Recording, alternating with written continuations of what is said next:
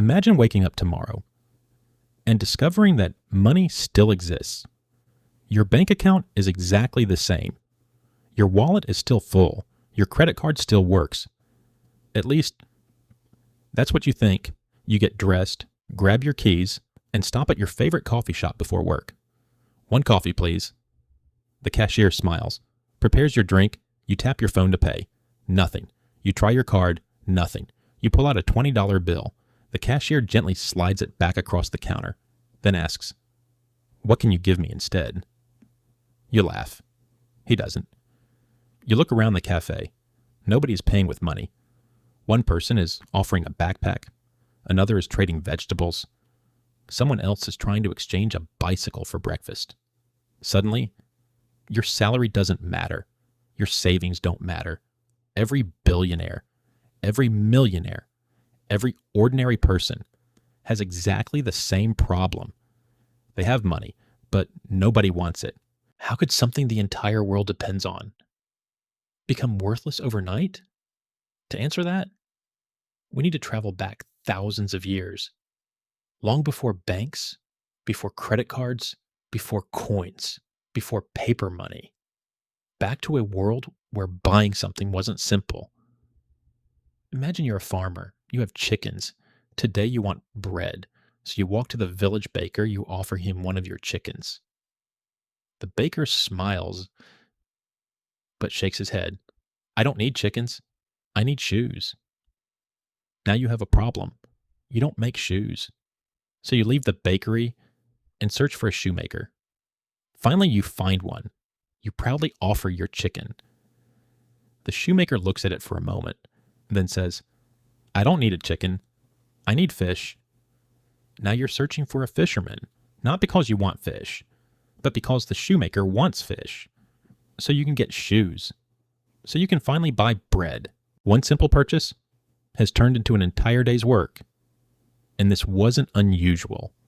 Before money, every trade depended on finding someone who wanted exactly what you had. At exactly the same moment, you wanted what they had. Economists have a name for this. They call it the double coincidence of wants. It sounds complicated. Living through it was even worse. Money didn't solve every problem, but it solved one enormous one. Instead of asking, "What do you have that I want?" people only had to ask, "Will everyone else accept this?" At first, different civilizations experimented with different things: shells, salt, large stones, even giant limestone discs weighing several tons.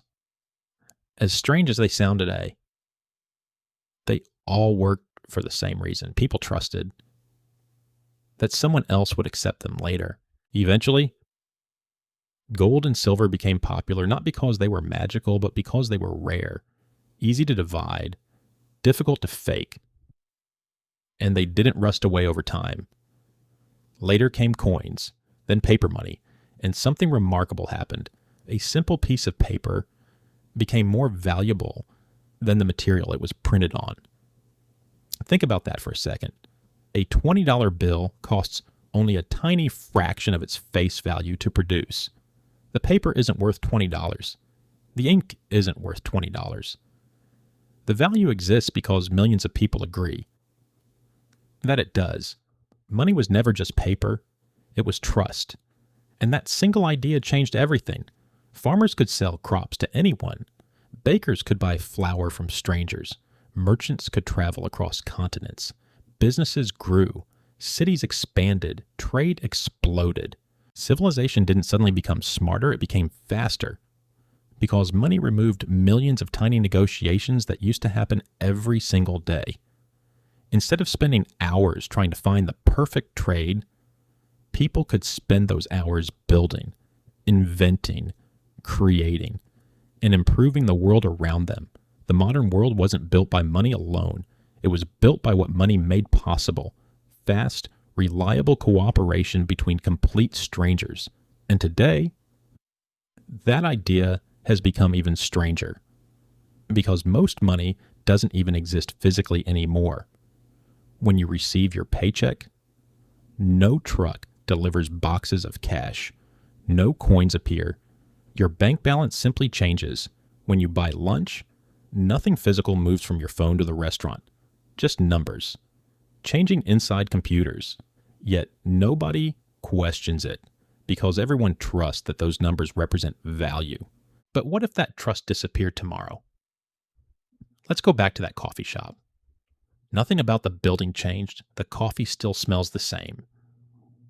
The cashier is the same person. The coffee tastes exactly the same.